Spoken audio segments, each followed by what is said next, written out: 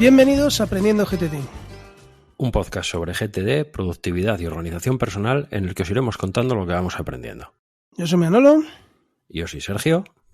Y en este episodio vamos a comentar la segunda parte del libro Las 10 reglas de oro del liderazgo, de M.A. Soupios y Panos Mourdoukas. La verdad es que me cuesta decir esto. El apellido le cuesta a todo el mundo, creo yo. Bueno, pues como hemos comentado, hoy continuamos con la segunda parte del libro de las 10 horas de oro del liderazgo. Si recordáis, en el episodio anterior comentamos cada una de las reglas del libro que realmente constituyen un capítulo en sí misma. Entonces, hoy pues vamos a continuar la misma estructura en este episodio. Bien, bueno, pues en el anterior episodio del podcast comencé yo, así que pues hoy te tocaría a ti, Sergio. Aparte, yo creo que esta mitad pues tiene más chicha que la anterior, lo vamos a ir viendo. Bueno, pues venga, empiezo. Y como vimos 5 el episodio anterior, pues comenzamos con la sexta. Y esta es: deja que la competencia revele el talento. Aquí los autores nos ofrecen la siguiente definición, ampliada. Aunque es posible contratar a empleados cualificados en el mercado laboral o reclutarlos dentro de la empresa, hacer surgir su talento y alinearlo con los intereses de la organización exige un entorno que les permita competir unos con otros de un modo constructivo y no destructivo. Pues nos vienen a explicar que en la sociedad griega antigua fue una de las más competitivas de la historia, hasta el punto de ser la más belicista. El poeta Hesíodo habla en sus poemas de los efectos de la fricción humana en términos enormemente coherentes con los principios de la doctrina capitalista moderna, ¿no? Hesíodo era un poeta épico que vivió en Beocia, en Grecia central, a finales del siglo VIII a.C. Y es famoso por 2 poemas, Teogonía y Trabajos y días. En esta última obra describe 2 formas de eris, discordia, que animan el espíritu humano. Una es la fuerza maligna, que promueve la lucha dura, ligada a la guerra, y la otra es otra forma de lucha más beneficiosa y productiva que, aun siendo hija del orgullo y de la envidia, no conduce a las brutalidades del campo de batalla, sino que su efecto tiende a ser más productivo para todos los implicados, ¿no? Y así llegamos a un esquema que tiene 2 ideas principales sobre un bloque de definiciones. Voy a tratar de describíroslo aquí y ya sabéis que esto lo vais a tener también en la entrada del blog de este episodio. El primero de ellos pone arriba encabezando antagonismo y bajo él pone lucha destructiva y libera el egoísmo del individuo. Y el segundo de ellos, pues encabezando pone competición y bajo competición dice lucha constructiva y libera el ingenio y la creatividad del individuo. Bueno, luego nos hablan de cómo un líder pues tiene que ser capaz de identificar a sus colaboradores más competitivos y propensos a nuevos retos que estimulen esa competición sana de la que estamos hablando y que vaya en beneficio de la organización. Vuelven a insistir con el tema de que para ser un verdadero líder hay que conocerse a uno mismo. Esto lo repiten a lo largo de todo el libro. Y después de esto pues aparece un nuevo esquema relacionado con cómo alimentar la competencia, ¿no? Y te da una serie de definiciones que ya habíamos visto anteriormente, vamos a leerlas textualmente. Dice así: calibra sagazmente la personalidad humana, incluyendo la tuya propia, identifica a los subordinados receptivos a los retos competitivos y evita utilizar a los subordinados que pueden convertir la competición en antagonismo. Bueno, yo aquí, según lo estaba leyendo, me apunté para hacer un inciso. Esto sería lo normal, ¿no? Es decir, yo como líder necesito que mis colaboradores compitan entre ellos y que saquen lo mejor de sí mismos, ¿no? A mí esto me recordaba un poco cuando John Lennon y Paul McCartney componían para los Beatles, ¿no? Y bueno, pues cada uno quería crear una canción mejor que su compañero, ¿no? Y eso pues dio lugar a memorables y cantidad de temas pues que son muy recordados de los Beatles y que por eso se les considera uno de los mejores grupos de toda la historia, ¿no? En cambio, hoy en día, bueno, pues hay organizaciones que establecen esta competencia, pero lo hacen en términos insanos, ¿no? Entre sus empleados. Y esto, al final, perjudica la calidad del servicio que se ofrece a sus clientes. A mí me viene a la mente, pues en grandes superficies, que tienen establecido un sistema de incentivos por ventas, que es lógico, ¿no?, para sus empleados, pero que provoca literalmente que se peleen entre ellos por un cliente, ¿no? Y muchas veces te atiende primero un empleado y luego llegas y la venta lo hace otro, ¿no? Y bueno, pues ahí puede... también además les motiva a intentar venderte el producto más caro que puedan, porque así van a tener más comisión, ¿no? Y no el que realmente necesites, ¿no? Bueno, yo creo que eso se da últimamente bastante hoy en día, ¿no? Sí, es muy común hoy, sí. Y después del alegato empresarial, continuamos con el libro, que nos lleva a un nuevo esquema con las características de trabajadores antagonistas y competitivos.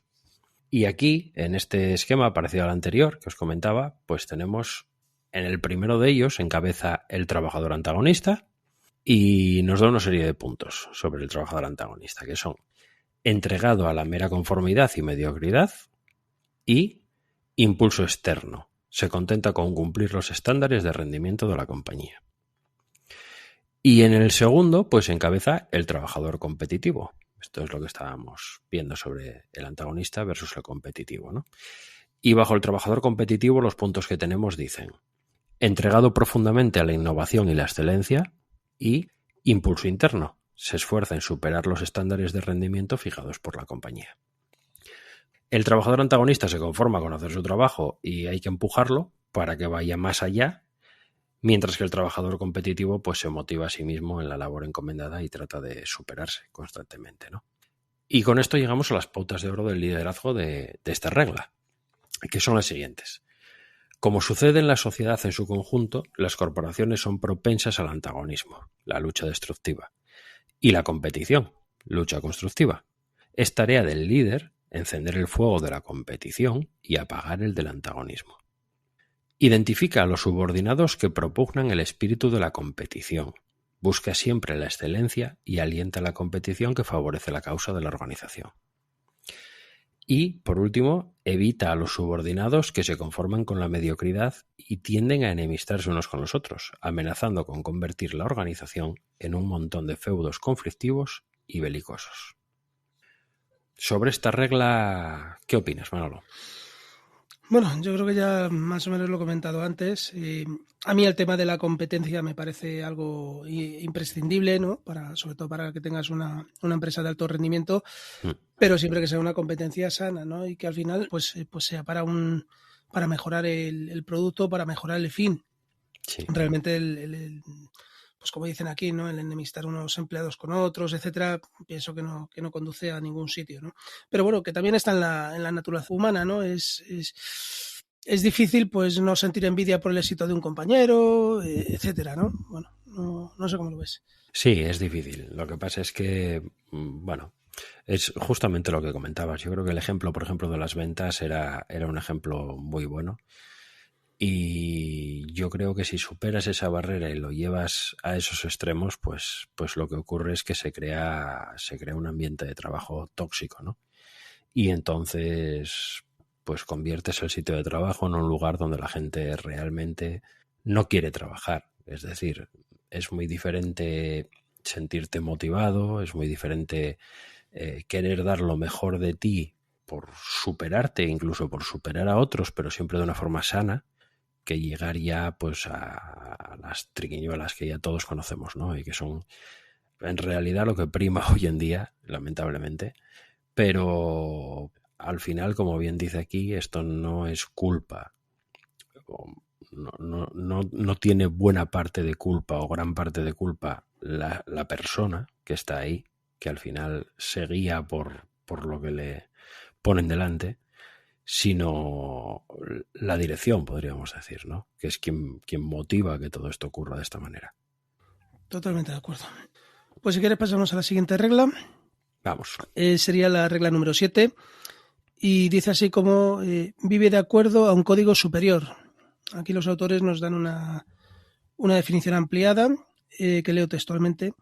Sería: vive de acuerdo a un estándar más elevado de conducta personal, no albergue rencor ni animadversión hacia los que ofenden, mantente dispuesto a ayudar a los que lo necesiten sin pedir nada a cambio, permanece tranquilo frente a las crisis, vive según tus principios sin transigir, Gánate la confianza, el respeto y la admiración de tus subordinados por tu carácter, no por la autoridad que te confiere el organigrama. Convierte la autoridad en poder. Ahí es nada. Ahí estamos. Bueno, aquí como siempre nos hablan de otro griego, en este caso de Aristóteles. Dante le llamaba el maestro de los que saben. Y bueno, pues hablan de un pasaje de su obra que se llama Ética a Nicómano, donde desarrolla el concepto del hombre magnánimo, ¿no? Esto entre comillas. La palabra magnánimo procede del latín magnanimitas, que se refiere a los sentimientos nobles o elevados. Los autores pues nos hablan de las personas y las mujeres de lo que ellos dicen de alma grande y nos indican pues las características de estos hombres y mujeres magnánimos. Dicen así que son individuos moralmente sagaces, resisten a la tentación de las insignificantes vanidades que apasionan y desorientan a la mayoría y por último son indiferentes a las distinciones de estatus que dan el dinero, el poder y los títulos. Vamos, son unos santos realmente. Unos benditos. Bueno, aquí entiendo que nos habla de líderes que no necesitan artificios para serlo, no necesitan tirar de autoridad para convencer en sus planteamientos, no pierden los nervios frente a una crisis, etcétera. Bueno, y a partir de aquí, pues el libro continúa hablándonos de las personas magnánimas o de alma grande. Indican que son conscientes de estar por encima de las personas que no lo son, pero no por ello degradan o rebajan al resto de personas. No guardan rencor contra los que los ofenden, tienen una estructura moral inusualmente elevada, etc.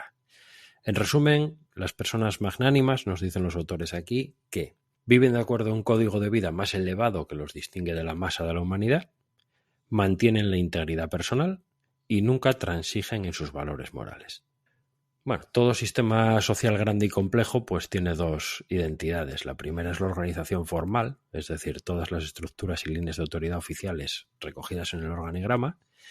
Y la segunda es la organización informal, que no se refleja en el organigrama, son las actitudes, las percepciones, los juicios de los empleados y tiene un papel vital para determinar el éxito o el fracaso de la organización. Lamentablemente, a menudo los líderes descuidan el poder de la organización informal y dan por sentado que los empleados asumirán automáticamente el sistema de la organización. No entienden que la organización informal tiene una mente propia y que sus lealtades y compromisos no quedan automáticamente vinculados a la política que desee arriba dictar la organización, ¿no? Esto no quiere decir que la organización informal tienda a infringir sistemáticamente los dictados de la organización. Es un tema bastante más complejo. El peligro de una obediencia mecánica por parte del personal pues puede crear empleados que se limitan a cumplir sus obligaciones contractuales, mientras que los empleados innovadores y apasionados darán una ventaja competitiva a la organización. Bueno, y llegamos a dos nuevos esquemas donde plasman las características de ambas organizaciones, ¿no? En uno pues nos ponen en la cúspide organización formal y debajo de ella el sistema tal y como lo determina el organigrama y fija la agenda pública de la organización. Y luego la organización informal en el segundo esquema, que dice el sistema tal y como lo perciben los miembros de la organización y fija las agendas privadas de los miembros individuales. Al relacionar estas dos premisas con el liderazgo, pues hay que considerar la diferencia entre autoridad y poder. La autoridad viene dada por la organización formal, que dota al directivo de la posibilidad de tomar decisiones, resolver disputas y, en definitiva, pues dirigir a los empleados, ¿no? El poder, en cambio, es la capacidad de influir en las opiniones y en las conductas de otros, incluso sin contar con un título o nombramiento oficial, ¿no? Esto ya lo comentamos en el anterior episodio de lo que es el liderazgo lateral muchas veces también, ¿no? Existen casos de subordinados que tienen más capacidad de influir en el resto de los colaboradores que los propios supervisores. Sin esta convergencia de autoridad y poder no se da un liderazgo realmente efectivo. En la ética a Nicómano de Aristóteles se presenta la figura del hombre magnánimo como el candidato perfecto a la unión entre la autoridad y el poder. Y bueno, pues tenemos otra vez dos esquemas que nos explican lo que es la autoridad y el poder. En el primero, la autoridad, debajo de este esquema, pone descripción estrecha y formal del árbol de toma de decisiones, tal como lo determina el organigrama, y reforzado con prerrogativas, etiquetas del cargo y del título. Bueno, todo esto que decíamos, que tiene coche de empresa, que tiene un despacho, bueno, etcétera. Todo lo que hay que investir al líder, ¿no? Y luego lo que es el poder, que sería la definición amplia e informal del árbol de toma de decisiones, y entraña la capacidad general de influir en las opiniones y conductas de los otros, incluso sin título oficial. La organización, por tanto, debe centrarse en localizar a esa persona capaz de ganarse el respeto y la admiración de la organización informal e investirla de autoridad dentro de la organización formal. Y de esa manera, pues la organización se garantiza la máxima probabilidad de éxito institucional. Bueno, aquí tenemos un pequeño esquema también diferente. Tenemos tres puntos que apuntan todos, tienen todos una flechita hacia un título, hacia un nodo, podríamos decir, central, ¿no? Estos tres son autoridad, compañero modelo y poder. Y cada uno de ellos, pues, yo os digo que tiene una flechita apuntando a un nodo central, y este nodo es el liderazgo eficaz. Y llegaríamos ya por fin a las pautas de oro del liderazgo, de esta regla, que son: comprende la estructura formal e informal de tu organización, sé consciente de que un liderazgo efectivo exige el dominio tanto de la organización formal como de la informal, supervisar la organización formal es la parte fácil, ya que el organigrama traza las líneas de autoridad y concede al líder el estatus oficial. Dirigir la organización informal es la parte difícil, ya que el estatus oficial de la dirección no puede garantizar que los subordinados cumplan en privado las decisiones del líder. Lo que puede garantizar ese cumplimiento es la integridad de tu carácter, un código de vida más elevado que convierte a tus subordinados en seguidores fieles. ¿Eres digno de esa lealtad? Yo creo que esto tiene mucho que ver con, sí, lo que comentábamos el otro día, en el otro episodio. Y bueno, estos señores, los autores, pues le dan a esto, le ponen unos nombres, ¿no? Para explicarse, hablan de la organización formal y de la organización informal.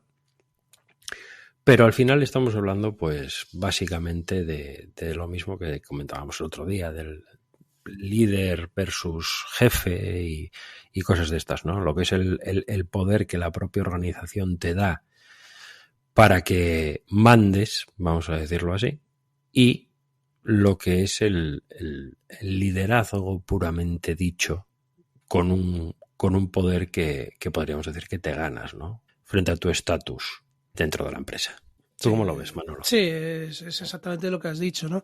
Muchas veces hay directivos a los que pues sus empleados no les siguen porque no creen en él, porque no se ha ganado su confianza, y básicamente eso es lo que sería la organización formal, ¿no? La informal, pues efectivamente es esa lealtad que se genera con los empleados hacia su directivo, ¿no? Sí. Bueno, pues si te parece bien, vamos con la 8. Y la regla número 8 lo que nos dice es: evalúa siempre la información con ojo crítico. Y aquí los autores pues, nos hacen una breve introducción de la importancia de la información, los medios utilizados para recibirla y la contaminación que puede tener en sí misma, ¿no? Política, designios ocultos, etc. Y con esta premisa encima de la mesa, pues pasamos a la definición de esta regla de oro, una definición un poquito más extensa, que es: no confíes en viejas premisas, declaraciones y teorías. Cultiva un modo de pensar crítico que no acepte nada a primera vista. Certifica la credibilidad y la utilidad de la información crucial y analiza el contexto que produce esa información. Y también a los mensajeros que la transmiten. Y nunca hagas juicios precipitados. Mientras los pueblos antiguos cargaban con las limitaciones impuestas por las opiniones recibidas, los griegos insistían en que, como decía Sócrates, la vida no examinada no vale la pena vivirla. Con el tiempo, incluso el pensamiento griego se encontró con una serie de supuestos dogmáticos que chocaban con su búsqueda de la verdad. Eso produjo que apareciera hacia el siglo III a.C. un movimiento conocido como los escépticos, que rechazaba las afirmaciones de los dogmáticos sobre el conocimiento. En este punto los autores nos recuerdan la famosa respuesta de Sócrates al oráculo de Delfos, cuando éste lo identificó como el más sabio de los griegos y él respondió: solo sé que no sé nada. Es decir, Sócrates es sabio porque no está hinchado con la presunción de saber. El libro indica que no nos hinchemos con la presunción de saber. Nos da 3 puntos aquí. Permanece vigilante contra las vanidades de la sabiduría, cuestiona siempre las cosas que te sientes inclinado a dar por supuestas y conoce las limitaciones cualitativas del saber. Esta es la lógica general que adoptaron los escépticos contra la convicción intelectual sin base. Hoy en día, ante un lanzamiento de un producto novedoso por parte de una organización, los escépticos se preguntarían si el departamento de I+D lanzaría el producto a tiempo, si pondrían esta tecnología en el mercado antes que sus competidores, si esta tecnología les garantizaría una cuota mínima de mercado, etcétera. Esto permite planear el lanzamiento con más cautela, evaluar las contingencias, tener un plan B, etcétera. En definitiva, desarrollan un modo de pensar crítico. Aquí luego los autores nos indican sus 3 puntitos de rigor, que dice: no llegues a conclusiones precipitadas, reexamina siempre las ideas, teorías y explicaciones convencionales y entiende que la certidumbre es más elusiva de lo que tendemos a suponer. Los líderes modernos pueden con el escepticismo aumentar su eficacia, aislar de forma temporal una información en lugar de conceder a los datos una aprobación automática, ¿no? Y someterla a una evaluación crítica. Permite al líder certificar la credibilidad de la información recibida y antes de incluirla en la toma de decisiones.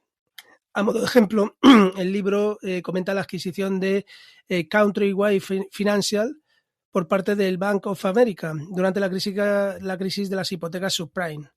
El Countrywide Financial había experimentado un rápido crecimiento en el mercado hipotecario y se suponía que su compra le iba a permitir al Bank of America un rápido acceso a dicho mercado. En cambio, esa compra pues era un cebo envenenado para el Bank of America y se convirtió en un símbolo de los excesos del mercado. El problema pues fue que nadie investigó los pasivos del Countrywide. Esto, bueno, yo lo recuerdo de cerca porque efectivamente esas hipotecas subprime estaban garantizadas por viviendas que no valían lo que estaba en el mercado, ¿no? Ello nos lleva al siguiente bloque que indica que o se llama maneja la información crítica con escepticismo. Y dice: desengáñate del mito de la información impoluta, comprende siempre el contexto, las condiciones y circunstancias que producen una información crucial y evalúa siempre a los mensajeros que transmiten la información. Y con esto pues llegamos a las pautas de oro del liderazgo de este capítulo. Y son las siguientes. No se puede dar por definitivos los conocimientos ni la información fundamentales, en especial en un mundo que cambia con tanta rapidez. Por esta razón hay que estar preparados para revisar la información constantemente. Cada día la realidad pone a prueba premisas, creencias, modas y políticas exitosas y puede hacer que lleguen a ser irrelevantes, y por esta razón debemos mantener siempre una mente abierta en lugar de dejarnos guiar por supuestos dogmáticos. Y por último, la información fundamental es sensible al contexto que la produce y a los mensajeros que la distribuyen. Por esta razón, debemos cultivar la costumbre de examinar detenidamente toda información crucial. Estemos siempre atentos al contexto, a las fuentes y a los canales por los que circula la información. Bueno, esto... ¿Tú qué opinas sobre este punto? Esto está muy de moda hoy en día con la ciencia de la desinformación, ¿no?, que vivimos hoy en día, ¿no? Se da muchísimo a muchísimos niveles. Yo sobre todo lo veo últimamente en política, ¿no? Depende del partido que te esté diciendo las cosas, te están contando la misma información de una manera o de otra, ¿no? Entonces, por eso indican también que es muy importante ver en qué contexto se genera esa información y quién te la da, ¿no? Pasa incluso en el periodismo, ¿no? Muchas veces puedes leer la misma noticia con un periódico de una tendencia y otro con otra tendencia distinta y parecen noticias totalmente distintas, ¿no? Entonces, efectivamente, ahora es muy, muy difícil muchas veces separar lo que es el grano de la paja, ¿no? Y ver qué información realmente es fiable y cuál, bueno, pues nos puede estar llevando a un error, ¿no? Pero vamos, creo que es de las partes más interesantes del libro. Las medias verdades, que se diría. Esto de por omisión. Totalmente. Sí, esto está muy al día, es cierto. Bueno, pues yo creo que nada más que añadir aquí, pero está claro. Pasamos a la regla número 9, que dice así: nunca subestimes el poder de la integridad personal. En esta penúltima regla comentan que el fin de todo líder debería ser su éxito profesional, ¿no? Y el de su empresa, por añadidura. Distingue que hay dos formas de conseguirlo, la fácil y la difícil. La fácil entraña ausencia de principios y de integridad, buscando pues, un beneficio rápido. Yo esto lo llamo cortoplacismo. Este planteamiento a la larga es perjudicial tanto para el líder como para la organización. En cambio, el camino difícil, representado por planteamientos éticos, producirá resultados superiores y a más largo plazo. La definición que nos encontramos en este capítulo, más ampliada, es: nunca subestimes el poder de la integridad personal, establece planes honorables, adhiérete a un código de conducta profesional, no trates nunca de justificar la falta de honradez ni la mentira. Más vale fracasar con honor que ganar mediante el engaño. Bueno, aquí, junto a Esquilo y Eurípides, nos encontramos a Sófocles, que vivió entre los años 496 a 406 a.C. y fue uno de los grandes autores trágicos de la Grecia clásica. Se dice que escribió 123 obras, pero bueno, solo nos han llegado 7 hasta nuestros días. Una de ellas es Edipo Rey, que yo creo que la mayoría de la gente la conocerá. Es quizás la más famosa tragedia antigua griega, y Aristóteles la eligió como representante ideal del género trágico. Las obras de Sófocles no son sencillas, sino que reflejan una serie de interacciones entre las deficiencias humanas y lo que él llama las oscuras intenciones divinas. Los autores pues nos hablan de la obra de Sófocles, la obra que se llama Filoctetes, que cuenta la historia de Ulises y Neoptólemo. Este último es el hijo de Aquiles, el mayor héroe griego de toda la historia. Neoptólemo tiene unos principios puros y honorables, mientras que Ulises pues, es un hombre famoso, con facilidad para seducir el espíritu de otros con sus hábiles palabras, y a lo largo de la obra Ulises propone un plan deshonroso a Neoptólemo. En definitiva, le explica que el fin justifica los medios, a lo que responde el joven Neoptólemo que preferiría incluso fracasar con honor que ganar mediante el engaño. Después de esto, pues nos enseñan un diagrama que lo llaman el mal camino al éxito. Digamos que el diagrama es una especie de escalera que va bajando y en cada escalón, pues en el primero empieza con un plan deshonroso, en el segundo sea astuto, en el tercero sea artero, en el cuarto no dejes que las preocupaciones morales sean un obstáculo en tu camino, y termina el quinto con el fin justifica los medios. Bueno, pues después de todo esto los autores propugnan lo que ellos llaman el camino elevado, porque a la larga pues resulta más productivo, más útil y más gratificante para el líder. Indican que la integridad rinde mejores dividendos y nos enseñan su diagrama del buen camino al éxito. Nos presentan un diagrama que es como el que os acaba de describir Manolo, pero en su caso era una escalera descendente y en este caso es una escalera ascendente, ¿no? Por aquello de que es más difícil. Entonces comenzamos en el primer peldaño empieza con un plan honorable, ascendemos un peldaño y aquí tenemos mantén la integridad y la rectitud, y ascendemos uno más y aquí reza el fin no justifica los medios. Luego nos explican que existen directivos que ven la integridad como una debilidad frente a la competencia y que se ven a sí mismos como generales que deben conducir todos los temas de la empresa con un espíritu bélico, dentro del cual todo es lícito y justo, y las víctimas y daños colaterales pues son consecuencias inevitables, ¿no? En contraposición con esta actitud, pues los autores indican que los auténticos líderes se mantienen alejados de la deshonestidad, la duplicidad y el engaño, que no tratan de racionalizar una conducta nada ética y que no se permiten caer en comas morales. Bueno, aquí nuevamente los autores nos vuelven a proponer dos ejemplos que se los inventan, o sea, supongo que tendrá parecido con la realidad, pero no citan a nadie concretamente. Hablan de dos directivos, uno que se abre paso hasta la cima a base de hachazos, de pisar a la gente, no tiene moral y cuando está en el punto más alto se da cuenta que ni sus subordinados ni por ende sus jefes confían en él. Sus jefes reconocen que es un señor que tenía potencial, pero que no tiene una buena actitud y que ya pues su reputación se encuentra muy contaminada. Y luego pues hay un segundo directivo, que es un señor íntegro, colaborador, profesional, que no falla nunca a sus subordinados y que a la larga, bueno, pues tiene mayor proyección que el anterior. Eso, bueno, pues nos da lugar a dos nuevos esquemas. En el primero indican en el punto de arriba promoción profesional baja. Debajo empieza con una ambición ciega e ilimitada y avanza sin respetar la lealtad y los principios. En el otro esquema, en la parte de arriba pondría promoción profesional alta. Debajo indica empieza con una sólida convicción en una conducta profesional y avanza respetando la lealtad y los principios.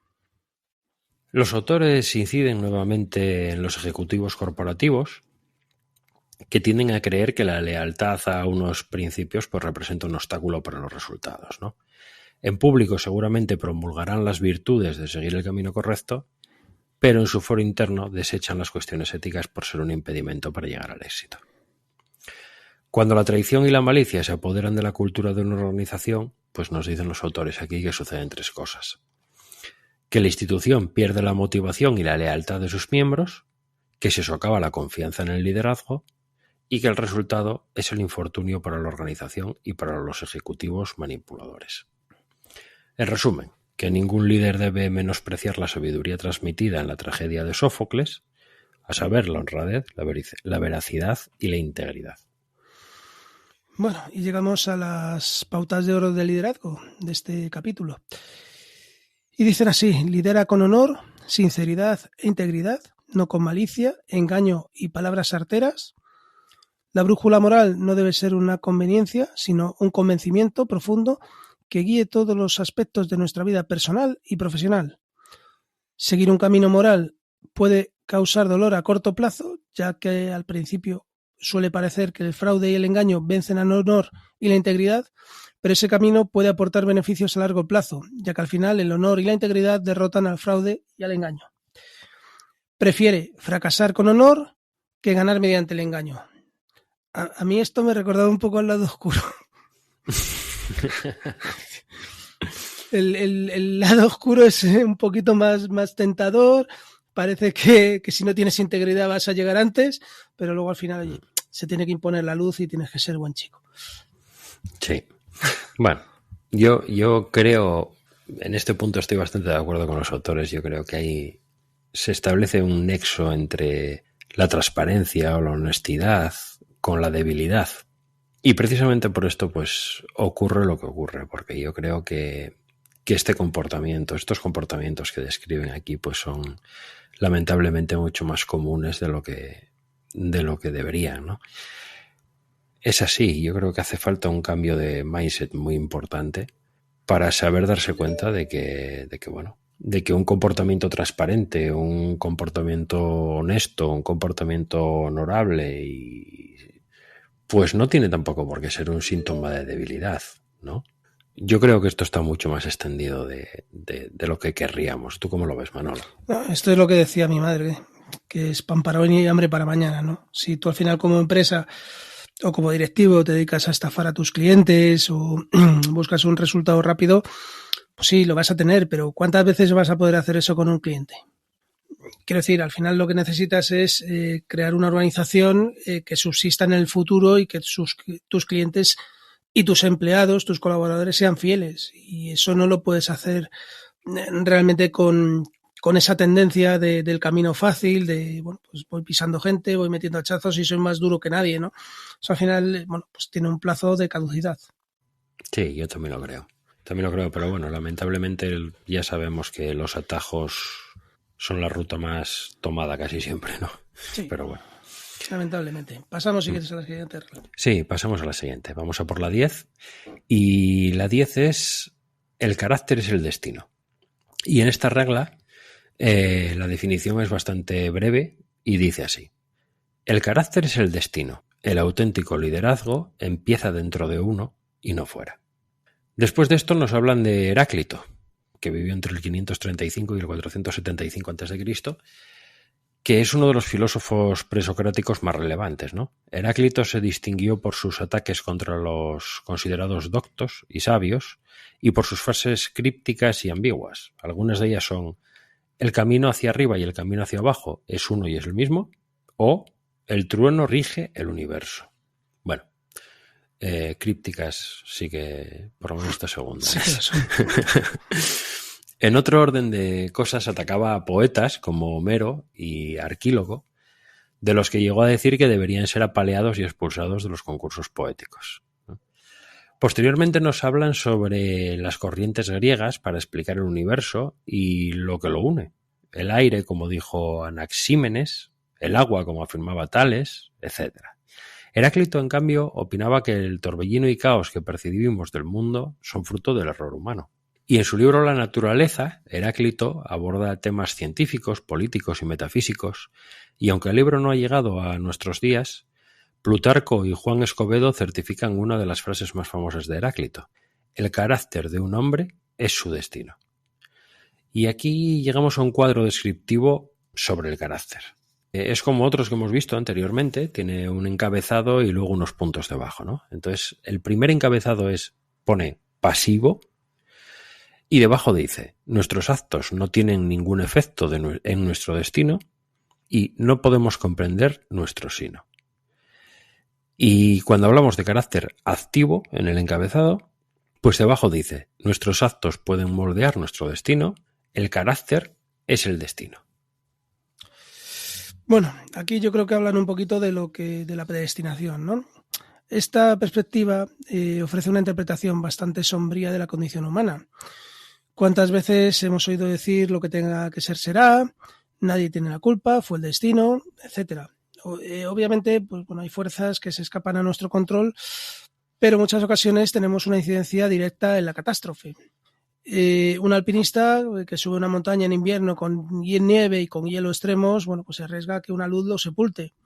Al final, tiene que ver con que el alpinista ha elegido una opción imprudente. No es el destino, muchas veces se lo ha creado él mismo, ¿no? Para bien o para mal, el carácter tiende a ser el principal determinante que influye prácticamente en cada faceta de la experiencia humana. Influye en todo, desde nuestras relaciones personales hasta nuestra vida profesional. Y bueno, pues aquí nos ponen otro resumen de puntos en el que nos dice que el carácter es el destino. Y nos da 2 puntos principales. Dice que los valores, las prioridades y el código de vida personales determinan la calidad y la sustancia de la vida, y las relaciones personales y profesionales reflejan el carácter de los involucrados. Es importante aclarar que los autores utilizan el término carácter como aquello que denota la esencia moral de una persona, ¿no? Las personas de buen carácter son individuos que han invertido el tiempo y energía necesarios para evaluar y desarrollar su potencial como seres humanos auténticos, y vuelven a incidir en que el carácter parte de un profundo conocimiento de sí mismos, mientras que las personas que son deficitarias de esa sabiduría nunca comprenderán su propio potencial como ejecutivos o como personas, ¿no? Entonces aquí nos dan 3 puntos sobre qué forja el carácter de un auténtico líder. Y estos puntos son: el reconocimiento y respeto de los derechos de los demás, el valor para aceptar la responsabilidad de nuestras propias deficiencias y una profunda comprensión propia, entre comillas, conocerse a sí mismo, ¿no? Y vuelven a incidir en que los episodios adversos son mucho menos comunes de lo que con frecuencia nos inclinamos a pensar. Y en última instancia, los defectos y la responsabilidad están normalmente en nuestras manos. Y con esto llegamos a las pautas de oro del liderazgo para este capítulo. Y son las siguientes. El destino de una organización no se basa en las estrellas. El carácter de los líderes de una organización determina el destino de la compañía. El carácter de un auténtico líder es el resultado de una filosofía de la vida cuidadosamente elaborada. Y la filosofía de un líder está constantemente presidida por consideraciones morales. Bueno, no lo sé, ¿qué opinas de este 10º? A ver, yo es un poco lo que decía al principio del párrafo. Habla un poco de la predestinación, ¿no? Mucha gente parece que simplemente deja que pasen las cosas. Dice, pues sí, que no puedo hacer nada, ¿no? Esto ha pasado porque tenía que pasar. Hay muchos ejemplos en el libro, ¿no? Hablan pues de un golfista que se empeña en jugar bajo una tormenta y le cae un rayo, ¿no? Dicen, joder, qué raro es que le caiga el rayo. Bueno, es raro que le caiga, pero él lo ha provocado. Si se hubiera ido a su casa, no le habría caído ese rayo, ¿no? Entonces, sí es cierto que muchas veces tenemos más control de la situación de lo que pensamos. Y bueno, pues quizás es eso, lo que hay que hacer es intentar tomar las riendas y no dejar que te sucedan las cosas, ¿no? Sino anticiparte y sobre todo pues tomar decisiones que sean correctas, que sean tranquilas y que, bueno, pues que sean lógicas, ¿no? Que no tengamos que llegar a un límite, yo qué sé, pues esquiar en una montaña que está amenazando aludes o algo por el estilo, ¿no? Sí, al final el destino, pues como bien dicen, es una manera magnífica de eludir la responsabilidad, ¿no? De las decisiones que se toman. Entonces, bueno, hay cosas que pasan porque pasan y que escapan a nuestro control, pero muchas de esas cosas que pasan y escapan a nuestro control son inducidas o son al menos posibilidades, posibles salidas de decisiones previas que sí que hemos tomado, ¿no? Entonces, ahí está el tema. Bueno, y ya finalmente el libro tiene un pequeño epílogo en el que nos vuelven a repasar las 10 reglas de oro del liderazgo a modo de resumen, ¿no? Que bueno, yo creo que no hace falta profundizar más en ello. Y con esto daríamos por cerrado lo que es el comentario del libro, vamos, lo que es la explicación. No sé muy bien qué opinión tienes de este libro, qué te ha parecido, Sergio. Bueno, yo veo muchas alusiones a los griegos, Sí, muchas. sí, en Y cada regla mete un griego sí. para...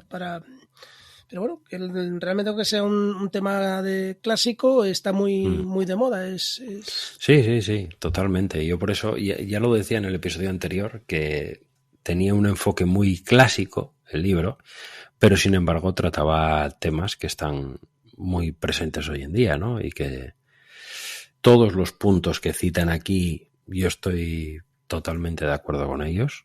No es un libro muy grande, pero es un libro densito. Sí, yo sobre eso sí quería comentar que cuando empezamos a hacer el guión, sí comentamos que cuando vi el tamaño del libro, digo, esto te lo lees de una sentada, estamos hablando de 140 páginas, pero realmente no recomiendo leerlo de una sentada. Yo creo que casi lo ideal sería leer un capítulo cada vez y reflexionar sobre ello porque, como tú dices, es denso. Sí. Tiene muchos conceptos, conceptos en el sentido de que bueno, para dar explicación a muchas de las cosas que nos cuentan aquí, que en lenguaje común, así un poco dicho de cualquier manera, pues todos comprendemos de una manera sencilla, pero ellos introducen pues una serie de criterios pues para podríamos decir, acotarlo muchísimo más, ¿no? Y decirlo de un modo mucho más preciso. Pero en su base yo creo que es un libro, pues eso, un libro sobre liderazgo bastante traído bien a nuestros días, ¿no? A lo que está. Está muy enfocado en el entorno corporativo, como tiene que ser con el liderazgo, aparentemente por la mayor parte de libros que se ven hoy en día por ahí publicados, pero que no tiene que ser. Es decir, parte de la base, como ya decíamos el otro día, de que estamos hablando de, cuando ellos hablan de líder, los autores pues están hablando del mundo corporativo y están hablando de ejecutivos con un alto grado de poder. Yo personalmente, pues eso, echo en falta, cuando se habla de liderazgo, es también necesario hablar, pues, como bien comentabas, de liderazgo lateral, ¿no? Está muy centrado en ese aspecto. Sí, yo echo de menos un poco lo que estás comentando, ¿no? A lo mejor la gestión de recursos humanos, ¿no? Yo cuando ascendí a director, sí recuerdo que nos enclaustraron allí en el Escorial y nos dieron un curso, sobre todo que hablaba mucho de cómo, pues cómo te tenías que relacionar con el resto del equipo y sobre todo cómo aprovechar, pues no sé, cuando tienes a un técnico al lado, ¿no? Te acordarás de la película que se pone mucho en este tipo de formaciones, la de Master and Commander. Uh-huh. Entonces, pues cuando hay que tomar una decisión trágica, siempre conviene que tengas al lado al más técnico de todos, ¿no? Hay un momento en el que en la película pues tienen que cortar una cuerda y se va a hundir en el fondo del mar un marinero. Bueno, pues ahí tienen él tiene a su lado al marinero que más experto y al que todos respetan. Y bueno, pues este tema de liderazgo también se apoya en el liderazgo lateral, ¿no? Muchas veces dentro de los grupos pues siempre hay pues una serie de líderes, ¿no? Lo que sería, no sé, mal comparado, gestionar el vestuario, ¿no? Es un poco lo que a mí quizás me ha faltado dentro del libro, pero realmente me parece que las 10 reglas tienen mucho sentido, que aunque efectivamente se inspiren en griegos clásicos, pero están de actualidad totalmente. Y bueno, a mí esta segunda parte del libro me ha parecido incluso más interesante que la primera. Bueno, pues la primera nos marca una serie de conceptos y aquí ya pues estamos entrando en temas más prácticos, ¿no? Sí, totalmente de acuerdo. Bueno, pues si no hay nada más que comentar, yo creo que hasta aquí un nuevo episodio de Aprendiendo GTD. Si te ha gustado, pues te agradeceríamos que dejases una reseña en Apple Podcasts o en iVoox para dar a conocer el podcast. Puedes contactarnos en aprendiendogtd@gmail.com o en info@aprendiendogtd.com. O en nuestros Twitter personales, el mío es @manolo_molero. El mío es @spantigarramos. O en el Twitter del podcast, @aprendiendogtd. Y bueno, pues como siempre, nuestra comunidad en Telegram, de la que tenéis el enlace en el texto que acompaña este audio. Pues nada, hasta la próxima. Hasta la próxima, chao.